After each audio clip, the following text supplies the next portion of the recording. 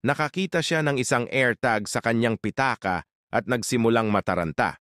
Nagsimulang magkarera ang kanyang isipan kung sino ang maaaring naglagay nito at kung bakit iba ang pinili niya at hindi ikaw.